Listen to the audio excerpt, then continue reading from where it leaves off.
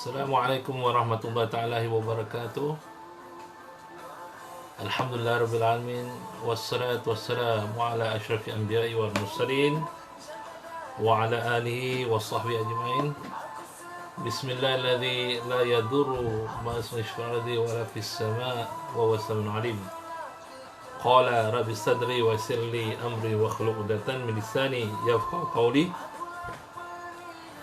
Hari ini Sabtu 30 hari bulan 5 2020, bersamaan dengan 7 Syawal 1441 Hijrah. Cepat ni masa berlalu, 7 hari sudah kita menyambut bulan Syawal.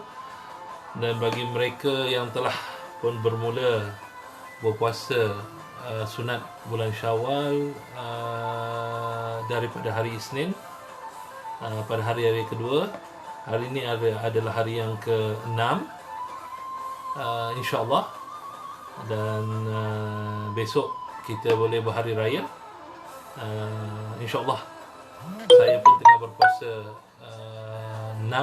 Hari ini hari terakhir saya. InsyaAllah besok saya akan menyambut hari raya sekali lagi, untuk mengambil fadilat hadis Rasulullah SAW yang mengatakan barang siapa yang berpuasa penuh bulan Ramadan dan diikuti diikuti dengan 6 hari puasa sunat bulan Syawal, seumpama mereka telah mendapat 1 tahun puasa.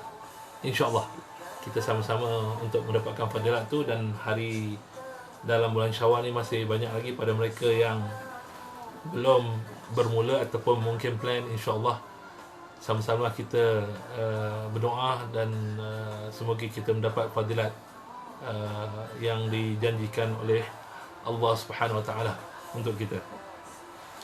So pagi ini saya live waktu pagi semula atas sebab untuk berkongsi tentang permintaan tentang ilmu itu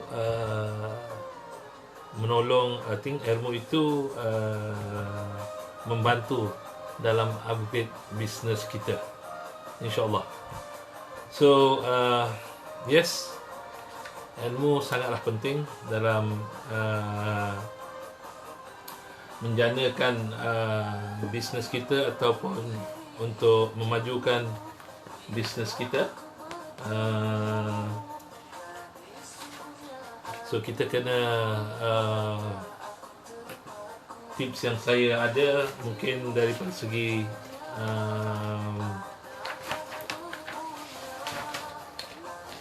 saya pernah di share oleh mentor saya tentang kepentingan ilmu ini. Without the ilmu, kita tidak tahu apa yang kita boleh bantu customer, klien kita, dan kita tidak tahu macam mana untuk mengendali situasi yang sedang dihadapi oleh customer kita, di mana ianya satu peluang untuk kita, satu peluang dan ruang untuk kita untuk menjana atau untuk membantu kita upgrade kita punya business, untuk meningkatkan revenue to company. As we know that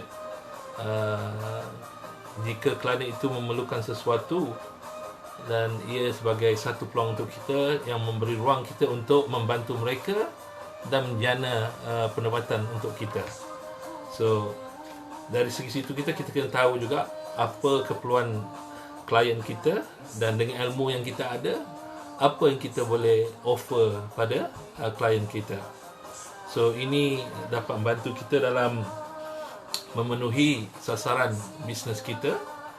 Dan dengan kepakaran yang kita ada, dengan ilmu yang kita ada, kita dapat membantu klien kita, dan ini memajukan dan meningkatkan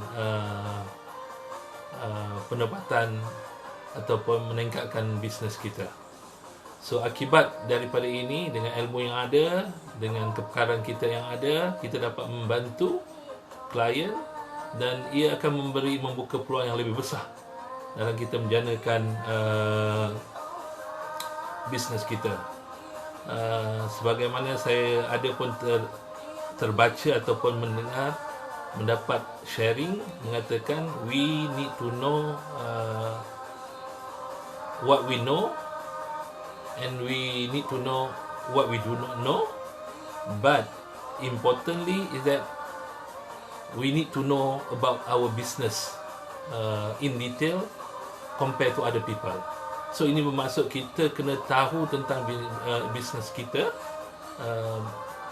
dengan ilmu yang kita ada, kepakaran yang kita ada. Kita mesti mengetahui bisnes kita itu lebih dalam daripada orang lain. So kita tidak boleh membiarkan orang lain lebih tahu tentang bisnes kita daripada kita, sedangkan kita yang menjalankan bisnes itu, dan kita kena meningkatkan ilmu kita. So sangat-sangatlah penting kita ada ilmu tentang bisnes kita. Okay, so daripada segi bila kita telah melakukan sesuatu ini, kita kena tahu apakah tujuan kita adalah untuk mendapat the result. So the actual result berpandukan pada ilmu yang kita ada adalah sangat penting untuk kita to always say that to sell more. So to sell more, to get the actual result, kita kena ada ilmu yang sangat tinggi, bukan sekadar surface atau fasad. Mungkin orang menunjukkan kita banyak like, tapi in actual, jika ilmu kita tidak ada, macam mana kita nak mendapatkan the actual result? So with the ilmu, we need to execute the idea yang kita ada. So without the execution, kita dah planning untuk strategi, dah ada plan, dan with the ilmu yang kita ada, jika kita tidak melakukannya, tidak execute, tidak penting ideas walaupun ilmu kita ada.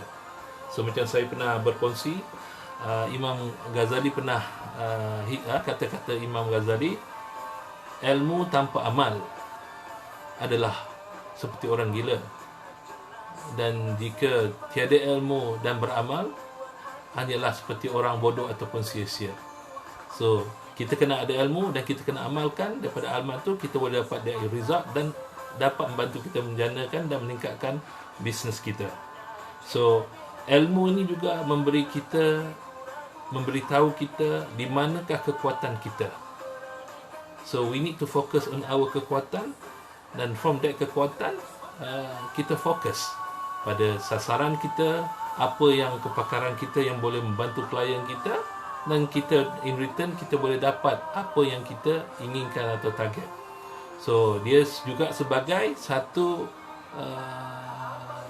influencing factor ataupun membuka peluang yang sangat besar pada yang lain jika kita melakukan sesuatu dengan berjaya dan mendapat result yang bagus, dan mungkin kita boleh menggunakan sebagai testimoni untuk potential kita yang lain yang tidak pernah lagi mengenali kita, tidak menggunakan perkhidmatan kita.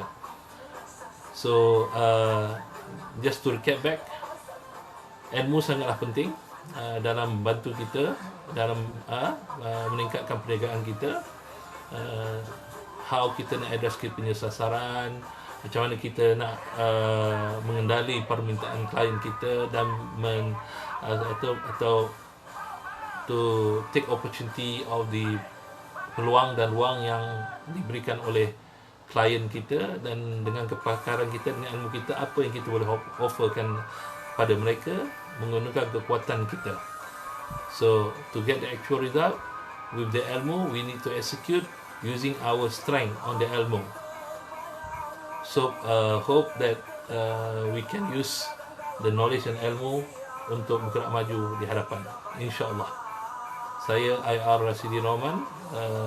Wassalamualaikum warahmatullahi taala wabarakatuh.